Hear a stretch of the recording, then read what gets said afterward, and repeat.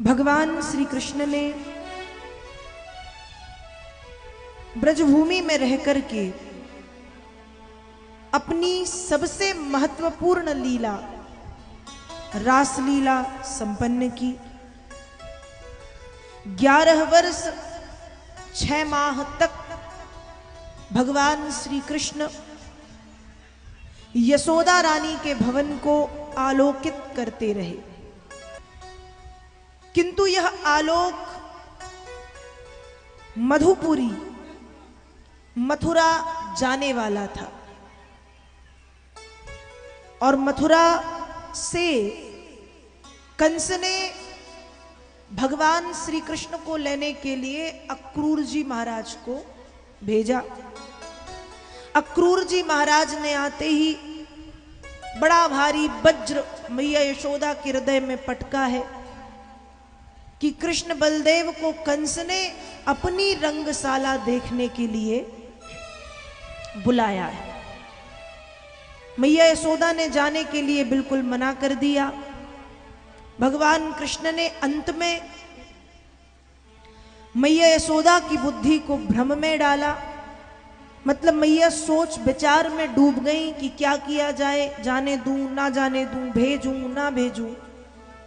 और यहां भगवान कृष्ण बलदेव अक्रूर जी के साथ रथ पर बैठे मथुरा की ओर प्रस्थान किया है। मथुरा जाते समय भगवान ने अक्रूर जी के भ्रम को दूर किया। मथुरा पहुंच गए। कंस को मारने के 5 दिन थे, इसलिए 4 दिन भगवान कृष्ण मथुरा के बाहर एक बगीचे में रुके। 5वें दिन जब वहां से चले तो बहुत से लोग मिले। कंस के राज्य का माली मिला, भगवान ने माली का उद्धार किया। दर्जी मिला, दर्जी का उद्धार किया। धोबी मिला, उसे दंड दिया, क्योंकि प्रभु जान गए ये वही है जिसने त्रेता में सीता के पातिव्रत धर्म पर उंगली उठाई थी। आगे बढ़े। अंगराग का लेपन करने वाली कुब्जा नाम की दासी का प्रभु ने उद्धार किया। और भगवान जब आगे बढ़ते गए तो कुवलयापीड़ नाम का हाथी, जिसे बहुत ज्यादा शराब पिला दी गई थी, उसने भगवान को अपनी सूंड में लपेट लिया। भगवान ने उसकी पूंछ पकड़ के 100 हाथ पीछे खींचा, घुमा करके फेंका। कुवलयापीड़ की जीवन लीला प्रभु ने समाप्त की। अब भगवान जब आगे बढ़े तो कंस की रंगशाला के बाहर चाणूर और मुष्टिक नाम के 2 मल्ल योद्धा खड़े हैं। इन्होंने भगवान का रास्ता रोका। बार बार समझाने के बाद भी जब ये नहीं माने, तब भगवान श्री कृष्ण ने चाणूर का, बलराम जी ने मुष्टिक का वध किया। आगे बढ़े, रंगशाला में प्रवेश किया है।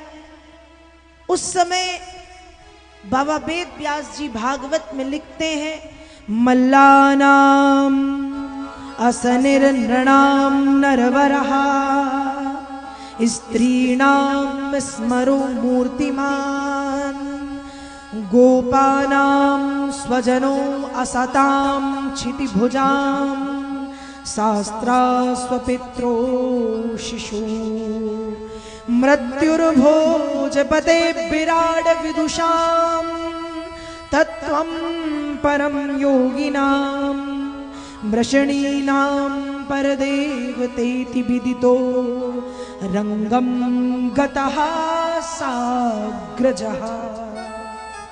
वेदव्यास जी भागवत में लिखते हैं कि जब भगवान ने रंगशाला में प्रवेश किया तो जो लोग भगवान को जिस रूप में देखना चाह रहे थे उसी रूप में देख रहे थे।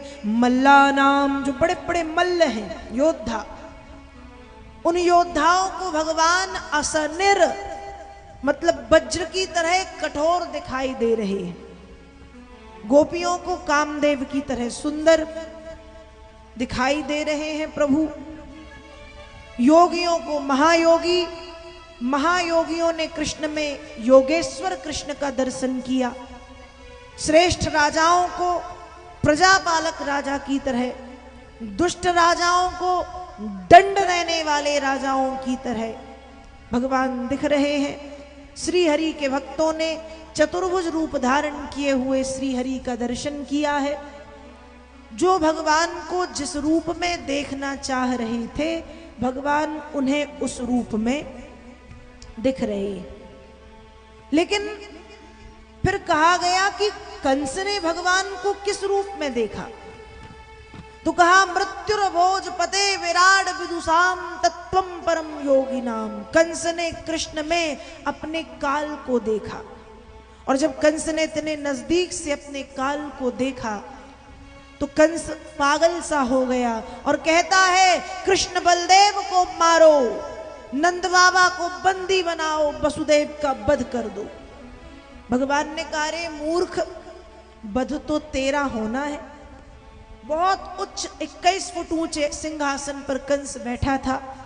छलांग लगा के दाहिने ओर भगवान कृष्ण, बाईं ओर बलराम जी पहुंचे। कंस के बालों को झंझोड़ करके 21 फुट ऊंचे आसन से जब नीचे पृथ्वी पर फेंका गया तो कंस मारा गया।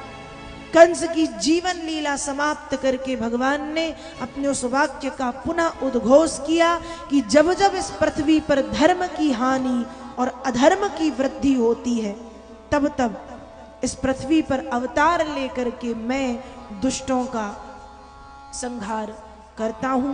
कंस की मृत्यु के बाद सबसे पहले कंस ने अपने खुद के पिता उग्रसेन जी को कारागार में बंद करके रखा था, उनकी मुक्ति कराई, अपने माता पिता को मुक्त कराया। इसी के साथ ही साथ न जाने कितने राजा ब्राह्मण साधु संत कंस ने कारागार में बंद करके रखे थे, भगवान ने सबको मुक्त कराया।